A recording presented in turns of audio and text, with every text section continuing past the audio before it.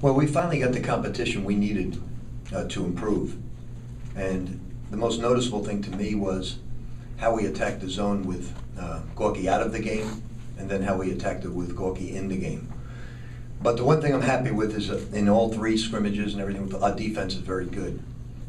Two areas we've got to work on the most is, I don't mind taking a lot of threes, with the exception of Luke. Luke turned down about 5, and that's no good.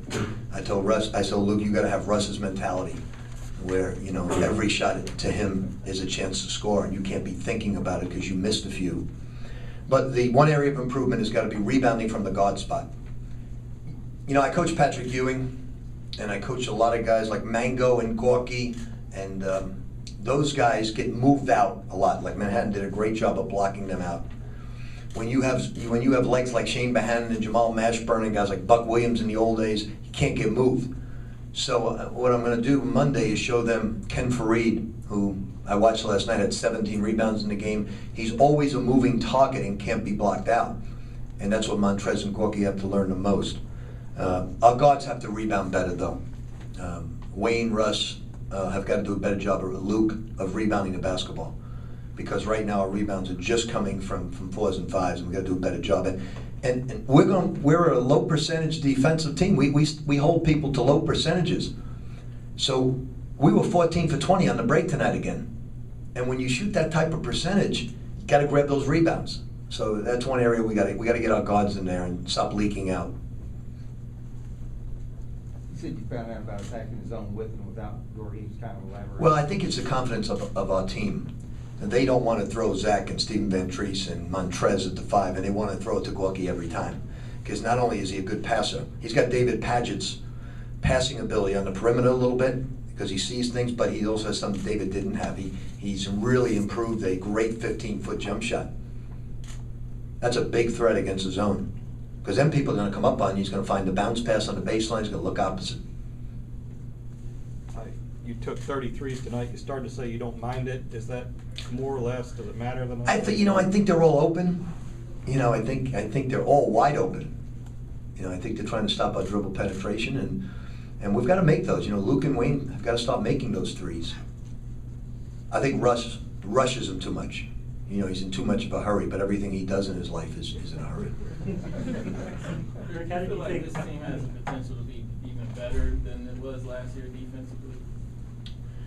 I'd be guessing CL because it's one game. Like I said, we got nothing out of the other 2 games. I think you see we didn't play one possession of zone. Last year we played a lot. I don't think this team can pick up the things we did last year. Chris and Kyle were 35 and 34 years of age, so they picked up things quick. I don't know if our guys can pick up all the things we did last year. So we're playing exclusively man. I haven't worked on the zone much. We will need it someday, but right now I'm pretty pleased with the man, except the guards don't rebound. Other than the rebounding, assists, and just his overall floor game. I think Peyton is the best guard in the country.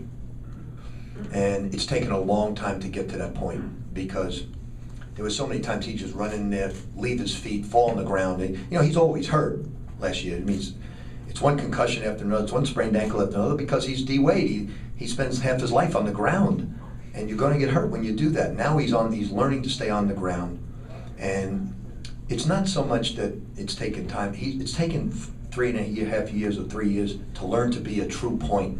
He was never a true point until this year. I shouldn't say that. The NCAA tournament in the Big East last year was a true point. So I think he's brilliant. I think he's a great player, and we're going to miss him when he leaves here. Other than the rebounding, you said the rebounding, but other than that, we're happy with what you got out of Russ. Scoring defensively, he was. Yeah, I think. Look, we're very anxious to get out on the break, and we're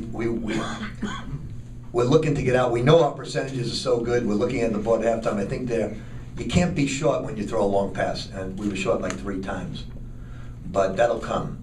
Now, this was very good for us. They were without their best basketball player, and they did a very good job tonight. That's their major score. They have a tough time scoring right now. And their big guy, it was a good lesson for our bigs. He got 15 rebounds in the game. And he's smaller than Gorky and a little smaller than Montrez. And he's a Shane-type rebounder. But you know, I'm happy with Shane coming back. Shane had an awesome practice yesterday, and when he continues to focus, he's going to be a heck of a basketball player. Russ, though, the lift he gave you offensively at the beginning of the game and then defensively. Russ is tremendous because he's unguardable. Now, the only thing he has to really improve on is blocking his guy out and getting loose rebounds and off-the-ball defense. He is always looking for the steal. I mean, always. I mean, you see his eyes get bigger and bigger and bigger as the guy's dribbling. And he's just his weak side defense. But Russ was the key to the team last year. If you take him out of the lineup last year, you don't win a Big East championship, you don't go to a Final Four. Somebody asked me the question the other day, you know, who's more valuable, Gorky or Payton? I said, I have no idea. Who's the guy you can't win without? Russ Smith. Because he gives you a dimension that most teams don't have. He's unguardable. And then he turns around, he's the all-time steal leader in the history of our school, you know, for 1 year. So on the ball offensively and on the ball defensively, he's pretty darn good. Can you elaborate on Shane's focus? Good or bad, you mean? What it is you're asking me? Both. Okay. Shane's a college kid like I was, like you were, like everybody was. He wants to, besides basketball, have a good time in life. And nothing wrong with that, except during basketball season. During basketball season, you just got to put all your focus. You know, I always tell everybody, you know, you got to have your PhD, you got to be passionate, hungry, and driven. Well, the other word that goes with passion is focus. You can't be passionate unless you have focus. Because, yeah, I love the game, I want to work at the game. What do I do about it? I got to be focused on my job.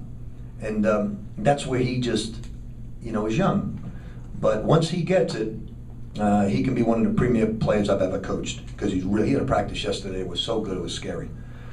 Moves that most college kids can't do.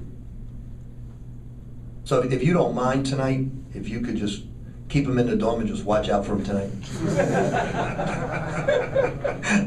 Please. Anything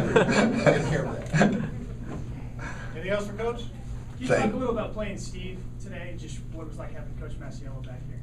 You know, I honestly mean this. You know, he called me a couple of times and said, you know, how come you didn't answer my calls? I said, man, I'm focused. It's not about, you coach your team. It's not, I'll see you after the year, we'll go out, have a great time. But I said, don't call me. You know, it's and same thing when my son comes in here. You know, I don't even look down there. I don't know who's there, because I love all of them very, very much. But my respect for them is so high, I know they can beat us. I mean, we won by a lot of points tonight, but if their player was there, that would have been a 8-10 point game if that young man was there. And I knew that. He played us perfectly, exactly the way we should be played in terms of trying to come away with a victory. And he didn't deviate. He didn't panic when he got down 16 or 18. He stayed with it because it was the only way he could stay in the game. So he's a very good strategist, a very good young coach. And you know, you root for them so hard. Tonight, my son was down 16 at halftime, and I come back in, it's on the computer, he ties the score, and you know, people you love, you live and die with them, except the one game you go against them. You know, you just got to block it out. So I'll root for him now, call him up all the time and root for him. But I saw his bus pulling into Valari restaurant last night as I was going home, and can't do that. You can't eat that late at the Italian food. That was a major key to safety.